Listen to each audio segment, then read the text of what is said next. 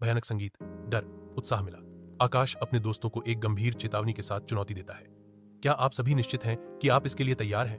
क्योंकि एक बार जब हम अंदर चले गए तो कोई वापसी नहीं है, प्रिया मजाकिया जवाब देती है, माहौल को हल्का करने की कोशिश करते हुए। शुरू करने से पहले ही हमें मत डराओ। डरावनी हवेली के मंद रोशनी वाले गलियारे में दोस्त सावधानी से आगे बढ़ते हैं। एक नकाबपोश आकृति अचानक प्रकट होती है जो चुप्पी को तोड़ती है और रोहन को चीखने पर मजबूर कर देती है। रोहन चीखता है और नेहा का हाथ पकड़ लेता है।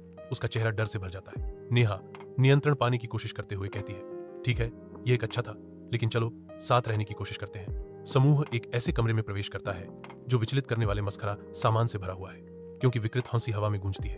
एक मस्खरा एनिमेट्रॉनिक आक्रामक रूप से आगे बढ़ता है, जिससे प्रिया का लकवा मारने वाला डर शुरू हो जाता है। प्रिया डर से लकवाग्रस्त है। आकाश प्रिया को अपने पीछे खींचता है, उसे भयानक दृश्य से बचाता है और कहता है, कोई बात नहीं प्रिया, मैं तुम्हें मिल गया हूं, बस मुझ पर ध्यान दो।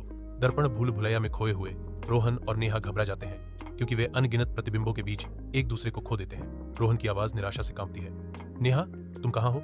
नेहा की आवाज कांपती है, खोई हुई और अकेली। रोहन, मैं यहां हूं। मुझे लगता है मुझे अपने सिवा कुछ दिखाई नहीं दे रहा। रोहन के पुकारने पर उम्मीद की किरण चमकती है। बात करते रहो, मैं तुम्हारी आवाज ढूंढने की कोशिश करूंगा। थका हुआ लेकिन दृढ़ निश्चयी समूह एक विशाल कक्ष में प्रवेश करता है। हवा डर से भारी है। एक विशाल आकृति मंडराती है जो खतरे का विकिरण करती है। आकाश आगे बढ़ता है।